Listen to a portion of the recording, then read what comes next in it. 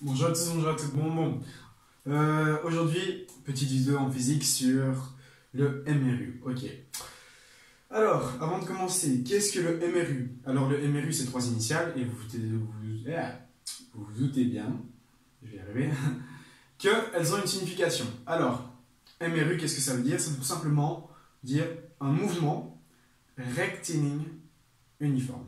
Alors, mouvement rectiligne uniforme, qu'est-ce que ça veut dire? Ça veut dire que ça va être un mouvement tout droit et qu'il ne va pas varier. Qu'est-ce qu'on entend par varier? Ça veut dire qu'il va se déplacer tout le temps à la même vitesse. Donc, qu'est-ce qu'on va étudier ici? Donc, dans cette petite vidéo, on va étudier tout simplement des mouvements de corps qui vont tout droit à une vitesse constante. D'accord? Alors, qu'est-ce qu'on entend par le principe de vitesse? Le principe de vitesse, c'est tout simplement effectuer une certaine distance en un certain temps. D'accord? Si je fais par exemple, on va dire, allez, 3 km, non, 6 km en 2 heures, ben, au final, je fais 6 km en 2 heures, soit du 3 km/h. Ok, bon. On va peut-être changer de stabilo. Ok, donc, une vitesse, qu'est-ce que c'est? C'est une distance divisée par une période de temps. Alors, quelle définition on peut déjà écrire pour la vitesse? Alors, on a que la vitesse, ce sera toujours une distance, qu'on appellera x, voilà, divisée par le temps, voilà. Donc, distance qu'on va appeler x, divisée par le temps. Ceci, c'est une vitesse. Et donc, quelles sont les unités de la vitesse? Les unités de la vitesse, c'est souvent soit des km/h, soit des mètres secondes. Et on verra dans une autre vidéo comment convertir km/h et mètres secondes. D'accord? Alors, quelles sont les formules à peu près qu'il faut connaître pour la vitesse et l'ensemble des formules du MRU tout simplement? Alors, dans un premier temps, on va prendre une situation assez simple qui est de partir d'un point qu'on appellera 0, d'accord? Et donc, on va étudier les mouvements sur un axe, d'accord? Donc, on va dire qu'une voiture, d'accord, qu'on appellera, enfin, on s'en fout, une voiture, démarre sur une route et effectue une distance de 10 km en 5 minutes, d'accord? Alors, comment on va caractériser tout ça? Et bien, tout simplement, ce qu'on va démarrer, c'est qu'on va dire, on va démarrer par dire que la voiture, elle commence en 0, d'accord? Elle effectue un trajet, voilà, d'accord? Elle va jusqu'à, je ne sais plus combien j'avais dit, on va dire, allez, on va dire 100 mètres ici, c'est pas bien grave, ok? Et on nous dit que, ben, en x1, d'accord? Donc x1, qu'est-ce que c'est? C'est tout simplement la valeur qu'on a donc, au départ, d'accord? Donc on va appeler ceci le point 1 et le point 2, voilà. On a que x1 est égal à 0, donc la distance au point 1, c'est bien 0. Et on va dire que la distance au point 2, c'est bien 100 mètres. Donc x2, la distance au point 2, c'est tout simplement 100 mètres, d'accord? Et donc moi, ce que je veux, c'est la vitesse. Je veux la vitesse, voilà. Et donc on a des mètres, alors on va essayer de l'exprimer en mètres par seconde. Ok, alors j'ai 100 mètres, voilà, et on me dit que à mon point 1, d'accord, il va démarrer sa course, d'accord, au temps 0. Voilà, il démarre sa course au temps 0. Et donc il finit sa course après 10 secondes, d'accord? Donc l'énoncé nous dit hein, qu'il effectue toute cette distance en 10 secondes. Et donc on a que T2, c'est bien égal à 10 secondes. Voilà. Donc, la vitesse, c'est la distance qu'il a parcourue divisée par le temps qu'il a mis pour la parcourir. On a tout simplement que notre vitesse ici est égale. Alors, la distance qu'il parcourt, c'est 100 mètres. Divisé par, et donc 10 secondes. Voilà, ce qui nous fait du 10 mètres par seconde. Ok, super. Donc ça, c'est une résolution d'exercice de MRU. Alors, où est-ce que je veux en venir avec ça? Alors, j'ai fait intervenir ici des valeurs x1, x2, t1 ou t2.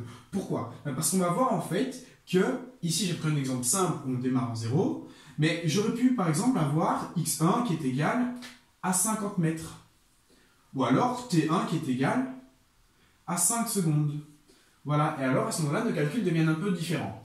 Pourquoi? Parce que si la différence de temps ici, avant on avait 0 secondes et 10 secondes, du coup ça veut dire qu'il avait parcouru la distance donc du point 1 au point 2 en 10 secondes, et bien ici il va la parcourir en 5 secondes, d'accord? Il va la parcourir en 10 secondes, moins la valeur qu'on a en T1, voilà.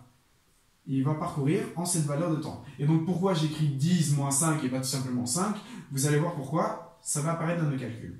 Ok, alors qu'est-ce qui va se passer? J'ai x1 et j'ai x2, donc concrètement, la distance qu'il va parcourir, ce ne sera pas 100 mètres, mais ce sera 100 moins 50 mètres. Alors qu'est-ce que nos calculs vont devenir?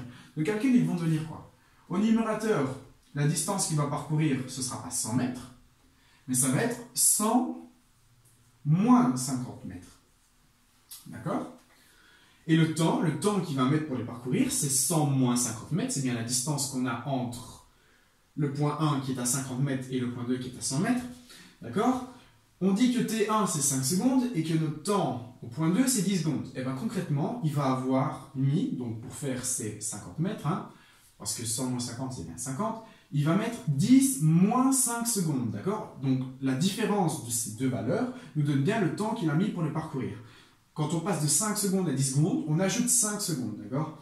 Et donc, qu'est-ce qu'on va avoir? On va avoir que le temps qu'il va mettre pour le parcourir, ce ne sera plus 10 secondes, mais ce sera 10 moins 5 secondes. Voilà. Et qu'est-ce que ça nous fait comme valeur? Au-dessus, au numérateur, on va avoir 50, en dessous, divisé par 5, notre vitesse est toujours la même, d'accord? Ici, j'ai pris l'exemple, voilà, j'ai pris des valeurs assez simples, comme 50 et 5, pour tout simplement ne pas avoir des virgules à ma vitesse. Voilà. Et donc concrètement, qu'est-ce que ça va nous donner? Ceci, ça va nous donner une nouvelle formule. Alors, ici, cette formule, elle est un peu erronée. Pourquoi? Parce qu'en fait, on va dire que la vitesse, ce n'est pas toujours la distance divisée par le temps, hein, mais ça va bien être le delta de distance divisé par le delta de temps. Alors, qu'est-ce qu'on entend par delta de distance et delta de temps? Le delta de distance, c'est tout simplement la distance en deux coordonnées et en deux points, d'accord? Delta, comment est-ce qu'on pourrait dire... c'est un écart qu'on va dire. Voilà, on va appeler ça un écart. Et donc, quand on démarre en 0, ben forcément, l'écart, si je fais cette donnée-ci moins 0, ben, j'ai tout simplement mon petit x2. Et donc, le temps est égal à 0. Et donc, qu'est-ce que je vais avoir comme formule? J'aurai tout simplement la distance divisée par le temps quand je démarre en 0. Mais quand ce n'est pas le cas, qu'est-ce que ça va nous donner? Alors, le delta de distance, eh ben, l'écart entre ces deux points, ben, c'est bien la coordonnée du deuxième point, hein, moins la coordonnée du premier point, d'accord? Comment on pourrait voir ceci? En représentant un axe, voilà, qui démarre en 0, on a bien ici la distance x1, jusque-là la distance x2, d'accord, donc qui est ici, hein. Et bien, la distance qui sépare, voilà, donc ces deux points, c'est bien l'ensemble de la distance x2, donc de 0 à x2, moins la distance jusqu'à x1. Et donc on a que l'écart de distance, ce sera tout simplement x2 moins x1. Qu'on va diviser par, et donc l'écart de temps. Et ben, quel est l'écart de temps? L'écart de temps, c'est tout simplement la différence entre le temps auquel on arrive et le temps où on a démarré. Si je finis en 10 secondes et que j'ai démarré en 5 secondes, j'ai bien un écart de 5 secondes. Donc, on a que le delta de temps, c'est tout simplement le temps au point 2 moins le temps au point 1. Ceci est la formule généralisée de la vitesse. D'accord? Alors, la vitesse, quand on est en MRU, c'est une valeur qui est toujours constante. D'accord? Donc, ça veut dire qu'elle ne va pas varier selon vos calculs. D'accord? Donc, première formule à retenir, la vitesse, c'est l'écart de temps divisé par l'écart de distance, pardon, excusez-moi, divisé par l'écart de temps, ce qui nous fait x2 moins x1 sur t2 moins t1. Alors, x1, c'est la valeur donc, et la distance qu'on est au deuxième point, voilà. T2, c'est le temps auquel on est, et voilà, x1 et t1, pareil pour le premier point. Ok, et donc, comment on calcule la vitesse qui nous a fait parcourir cette distance entre ces deux points? Eh bien, on a les distances des deux points, x1 et x2, on les soustrait et on divise par t2 moins t1. Voilà, on obtient bien la formule qu'on a au-dessus. D'accord, voilà.